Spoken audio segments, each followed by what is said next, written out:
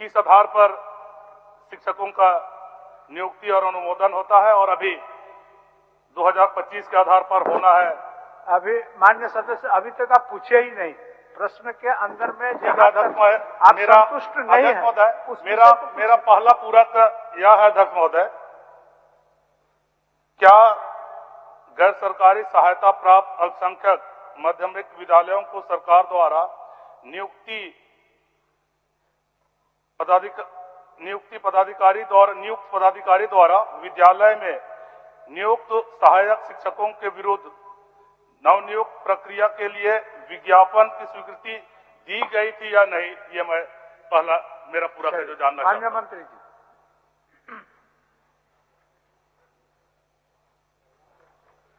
मान्यवर, ये बड़ा विस्तृत विषय है। माननीय सदस्य ने एक गंभीर विषय को ध्यान आकर्षण के माध्यम से सदन के पटल पर रखा है।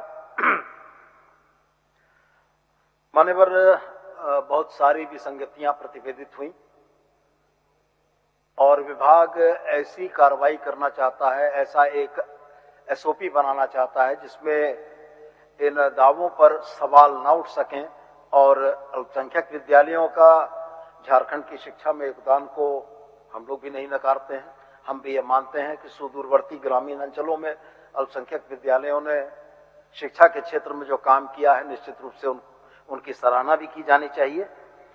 लेकिन विभिन्न जो न्यायालयों के द्वारा जो न्यायाधीश पारित किए गए हैं, उन न्यायाधीशों ने कहीं न कहीं इस बात के लिए बाध्य किया है कि एक सुस्पष्ट नियमावली बनाकर सरकार सारी चीजों को फिक्स करे कि इसके बाद इसमें और कोई विसंगति न उठे। जहां तक अल्पसंख्यक विद्यालयों के शिक्षकों के चयन के अधिकार की बात है, तो सरकार उस अधिकार को अक्षुण्ण भी रखना चाहती है, लेकिन कानून के दायरे में।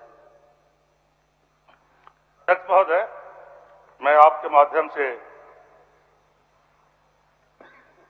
बताना चाहूंगा कि जो अल्पसंख्यक माध्यमिक विद्यालय में जो नियुक्तियां हुई थी वो पहले के नियम के अनुसार हुई थी और जब तक नया नियम सरकार नहीं बनाती है माध्यमिक विद्यालयों के लिए, अल्पसंख्यक माध्यमिक विद्यालयों के लिए, तब तक उन्हीं पुराने नियमों के तहत उनका अनुमोदन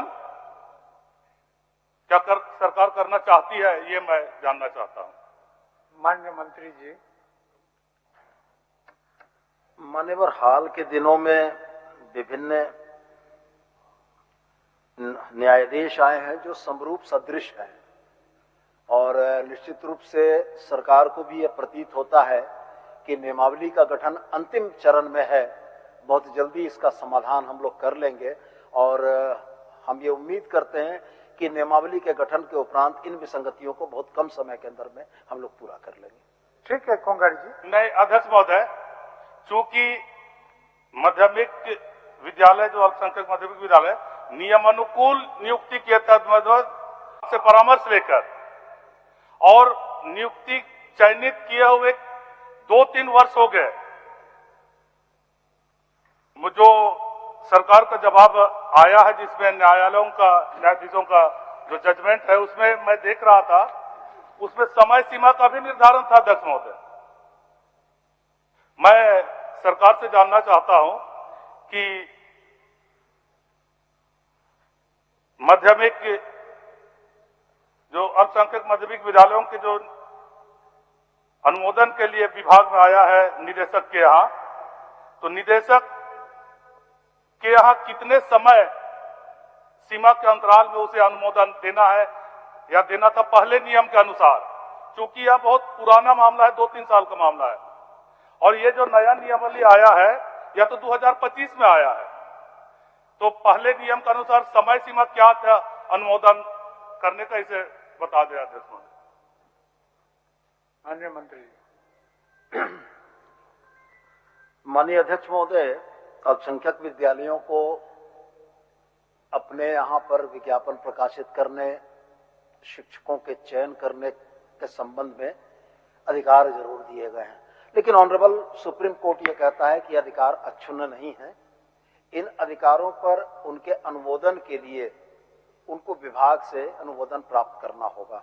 अनुमोदन प्राप्त करने की प्रक्रिया में यदि विद्यालयों के शिक्षक चयन की प्रक्रिया में किसी विसंगति की सूचना प्राप्त होती है तो विभाग उसकी भी जांच कराता है कि सारी विहित प्रक्रियाओं का अनुपालन करते हुए इस शिक्षक की नियुक्ति की अनुशंसा संबंधित विद्यालय के द्वारा की गई है।